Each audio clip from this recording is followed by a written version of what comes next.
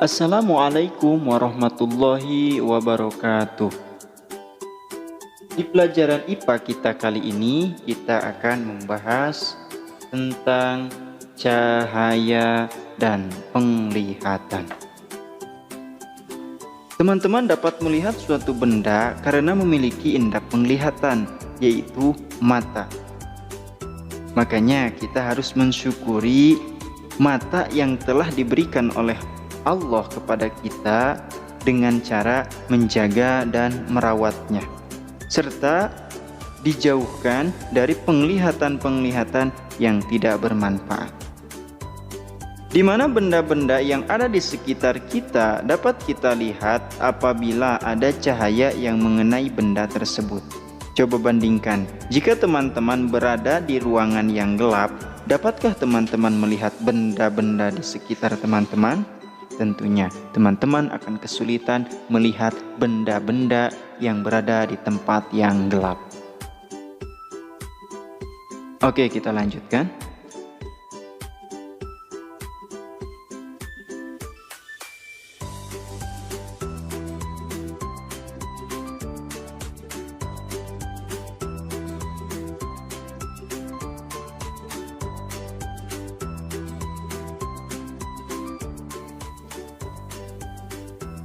Benda-benda yang ada di sekitar kita dapat terlihat apabila ada cahaya yang mengenai benda tersebut. Cahaya berasal dari benda-benda yang menghasilkan cahaya atau disebut sebagai sumber cahaya. Jadi, benda yang dapat kita lihat itu terkena oleh cahaya. Contohnya, seperti cahaya matahari, kemudian cahaya lampu. Dan juga satu lagi ada cahaya api. Kemudian cahaya dibedakan menjadi cahaya yang tampak, lalu kemudian ada cahaya yang tidak tampak.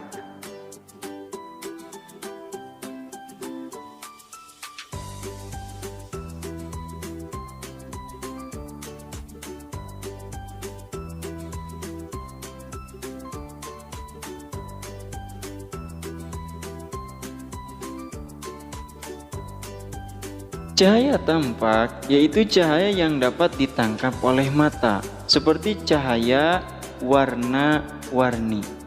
Misal cahaya merah, kuning, ungu, dan sebagainya. Nah, cahaya-cahaya yang berwarna-warni tersebut dapat terlihat jelas dengan mata kita. Kemudian yang kedua ada cahaya yang tidak tampak.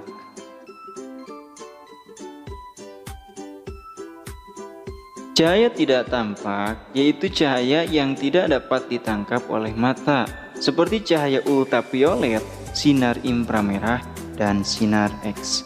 Cahaya-cahaya tersebut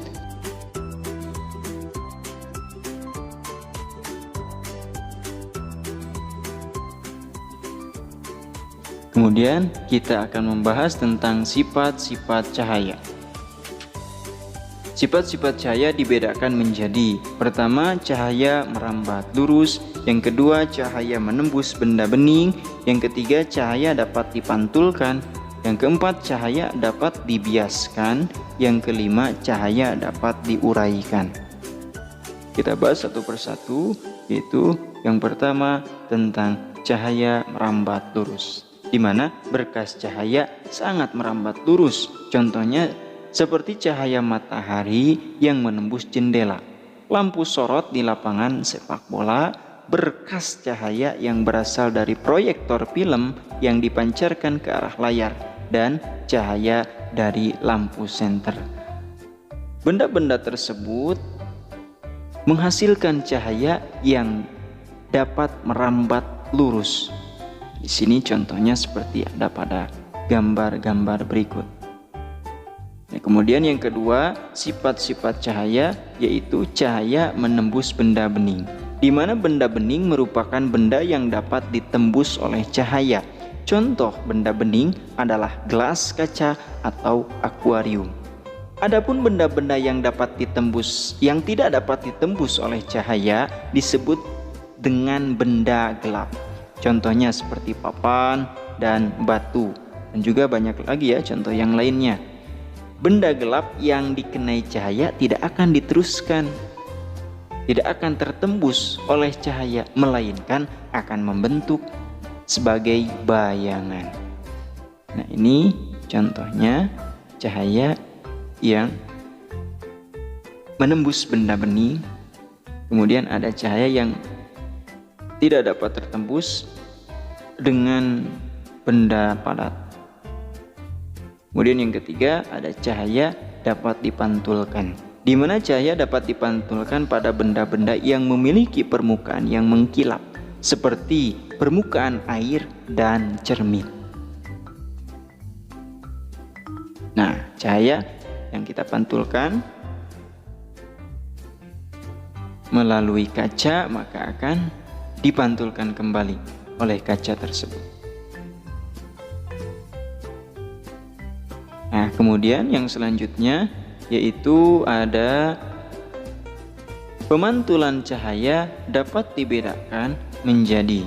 Yang pertama ada pemantulan baur, di mana pemantulan baur terjadi jika cahaya mengenai benda yang memiliki permukaan kasar dan bergelombang.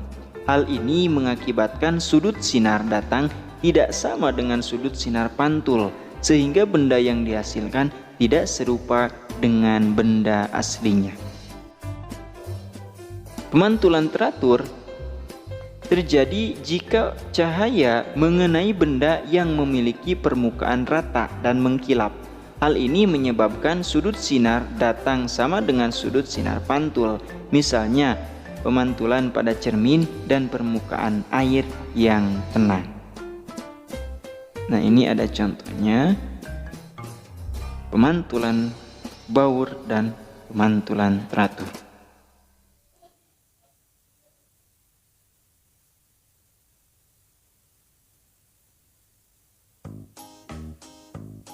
Pemantulan pada cermin dibedakan menjadi 3. Pertama, pemantulan pada cermin datar, pemantulan pada cermin cembung, dan pemantulan pada cermin cekung.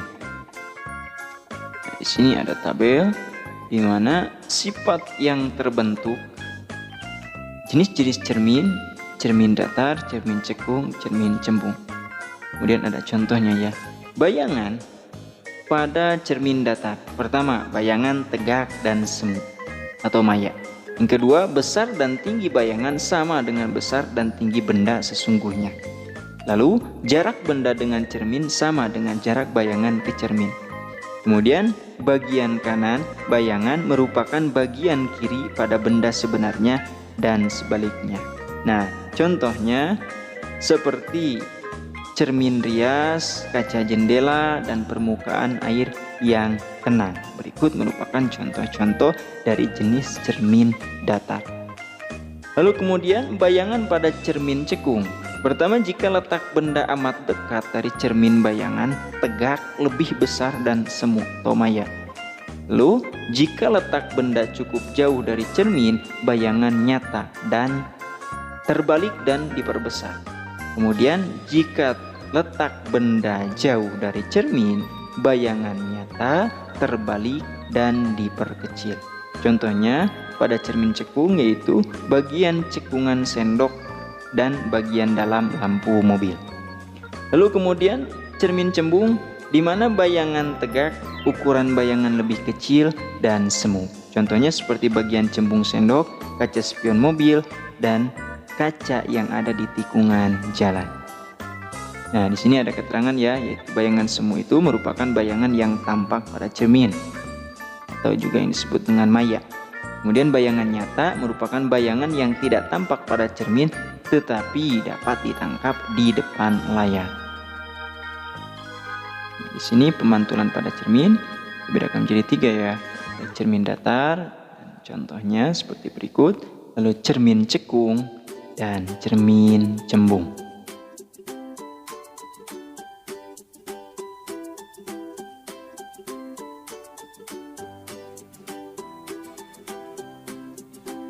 Kita lanjutkan sifat-sifat cahaya yang Nomor 4, yaitu cahaya dapat dibiaskan.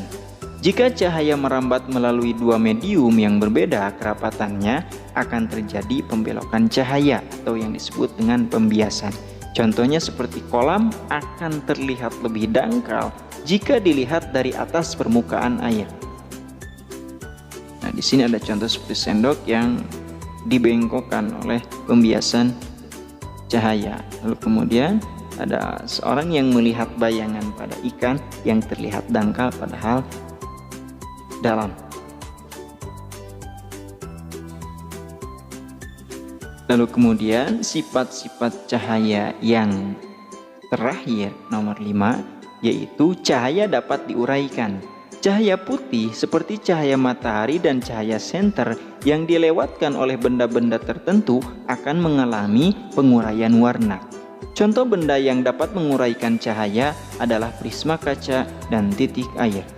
Hasil penguraian warna yaitu merah, jingga, kuning, hijau, biru, nila, ungu. Susunan tersebut disebut sebagai spektrum warna. Di sini ada spektrum warna. Nah, kemudian ada prisma, sinar putih melewati prisma, lalu kemudian terbentuklah spektrum warna.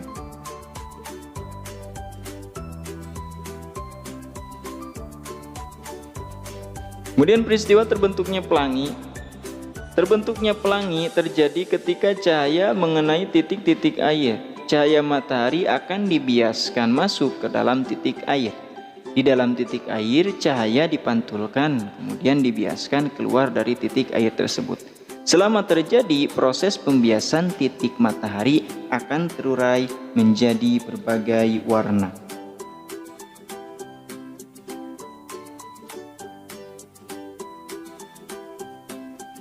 Dari itu, pelangi bukanlah objek nyata yang dapat disentuh maupun diraih.